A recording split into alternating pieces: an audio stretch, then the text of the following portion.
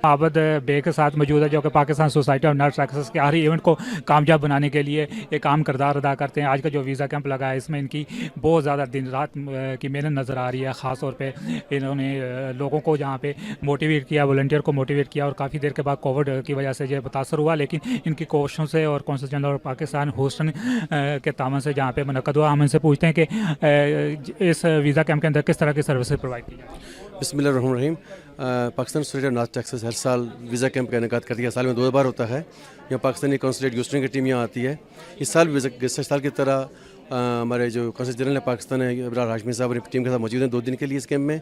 हम यहाँ पे लोगों को Pakistani visa, tourist visa, business visa वो इशू कर रहे हैं। इसके अलावा जो उनके पावर ऑफ अटर्नीज़ हैं, नोट या उनके डॉक्यूमेंट अटेस्टेशन है, यहाँ पे बच्चों की जो रजिस्ट्रेशन है, ये सारे काम हम यहाँ कैंप में जो कर रहे हैं। मैं सबसे पहले तो अपनी पूरी टीम को, जो PSND की टीम है, उनका बहुत मशकूर हूँ। सब लोगों ने दिन रात मेहनत की इसको कामयाब करने के लिए। फिर कोविड की वजह से बहुत मुश्किल हो रहा था हमें इस इवेंट का इनेकाद करना। साथ साथ में जो हमारे वॉलंटियर्स हैं, इनका बहुत मशकूर हूँ कि उन्होंने हमारे साथ बहुत ताउन किया। अब डैलस में पाकिस्तानी जो कम्युनिटी है, उनका भी शुक्रगुजार हूँ कि बहुत अच्छी बड़ी तादाद में यहाँ मौजूद हैं। आज भी बाहर भी देख सकते हैं, बहुत बड़ी लंबी लाइन लगी हुई है और वो लोग यहाँ मौजूद हैं, और इंशाल्लाह हम कल भी ये सर्विसेज फराहम करते रहेंगे।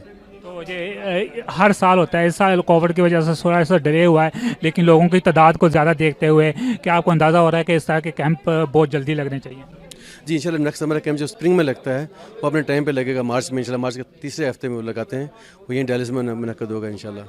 तो Pakistan society of nurse taxes जो एक बहुत अहम किरदार अदा कर रही है इस तरह के इवेंट्स के लिए, और कुछ इवेंट जैसे पाकिस्तानी डे है और दूसरे इवेंट्स हैं कुछ जो अभी डिले हुए हैं, पास हुए हैं, तो आपकी क्या प्लानिंग है कब तक उन इवेंट्स को दोबारा करने की? देखिए हम जैसे बाकी पाकिस्तानी तो हम भी बहुत इंतज़ार कर रहे हैं, पूरी साल इंतज़ार करते हैं कि इवेंट हों।